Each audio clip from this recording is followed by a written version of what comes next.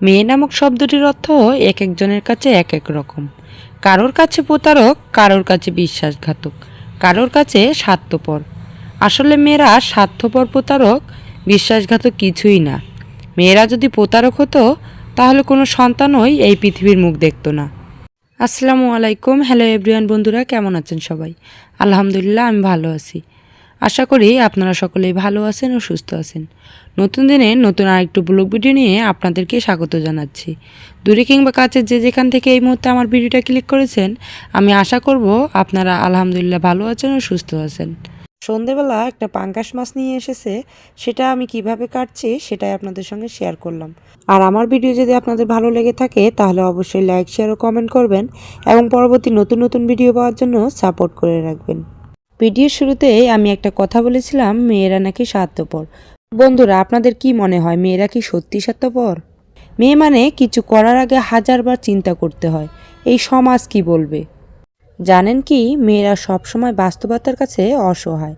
কখনো তার পরিবারের কাছে, কখনো তার স্বপ্নের কাছে, কখনো ইচ্ছের কাছে, কখনো আবার ভালোবাসার কাছে। জানেন কি, একটা মেয়ে তার জীবনের প্রত্যেকটা সময় অন্যের জন্য বেঁচে থাকে। জন্মের পর বাবা মায়ের জন্য, বিয়ের পর স্বামীর জন্যে, সন্তান হবার পর সন্তানের জন্যে। তার জীবনে কোনো চাওয়া পাওয়া থাকে না। যেটা থাকে তা হলো সবাইকে নিয়ে বেঁচে থাকার স্বপ্ন। মেয়েরা পারে না তার ইচ্ছে মতো চলতে, পারে না তার ছোট ছোট স্বপ্নগুলোকে পূরণ করতে, পারে না কাউকে ভালোবেসে সুখী থাকতে। যদি বাবা মায়ের কথা মতো চলে তাহলে সে খুব ভালো মেয়ে, আর যদি বাবা মায়ের অবাধ্য হয়ে চলে তাহলে সে খুব খারাপ মেয়ে।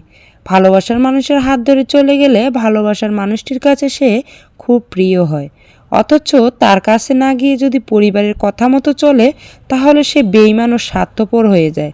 শুধুমাত্র একটা মেয়েই জানে এই সমাজে চলতে গেলে তাকে কতটা বাস্তবতার সাথে যুদ্ধ করতে হয়।